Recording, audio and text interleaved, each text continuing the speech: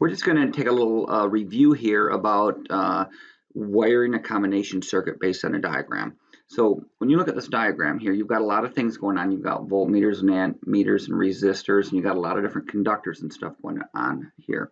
And it's a little bit confusing to some.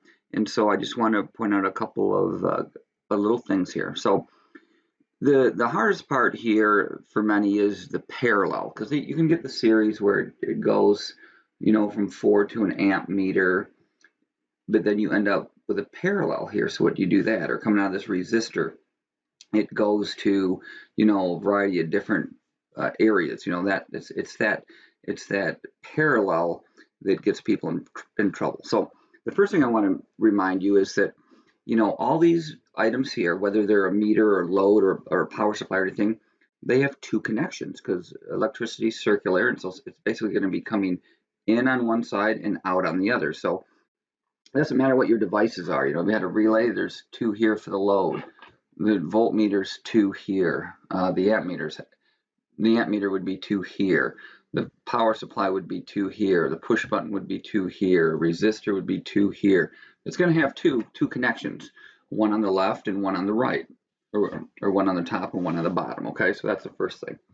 The next thing is to keep in mind that when you have a parallel and you have a node, they're all at the same potential. So if you kind of look in this area here, you've got 1, 2, 3, 4, 5, looks like 6 different wires.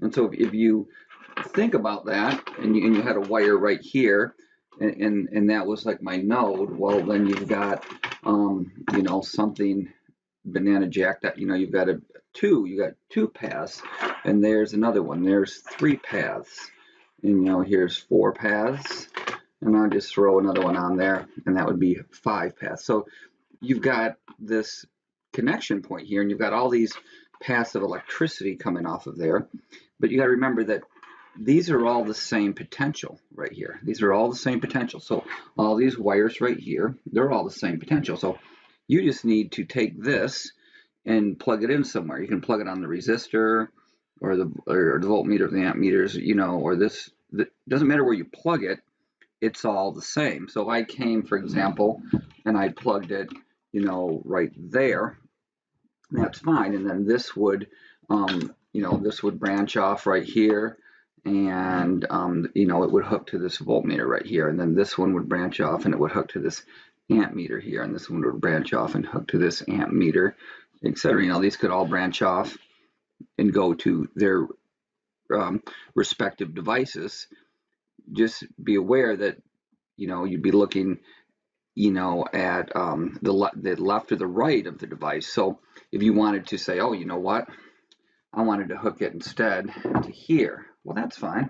You can do that, and then just, you know, you could hook to there, and that's the same thing, because and it would hook to your voltmeter here, and this one hooked to your relay there, whatever they were doing. It's just all the same potential. And so whether you plug it in to here or here or here or here or here, you have to pick one, because kind of this point right here doesn't exist. Same thing here. This point does not exist. So you have to plug it into something. So when you're hooking up this circuit, I want to remind you that you should hook it up, and you should not worry about these voltmeters when you first hook it up. Okay, hook up the circuit and then add the voltmeters later, because they just get paralleled.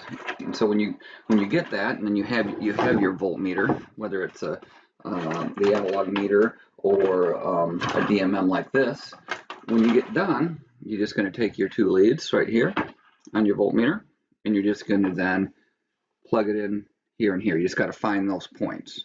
And remember, these points are all the same potential here. It doesn't matter which one you plug it into. And same thing here. It doesn't matter which one of these you plug into. They're all the same potential. Okay, and then on this voltmeter here, here's the voltmeter. So it's going to get plugged in here and here. So any one of these wires here are the same potential, and any one of these wires here are the same potential. Okay, so that's it. That's the key. The other thing that you might consider, since you're doing your voltmeters last, is just to build a series circuit first. So my easiest series to build would be through here and then back around. There's a series. I've got a series. And then what do I need to do? Well, then I need to find this point, and I might add a parallel to it.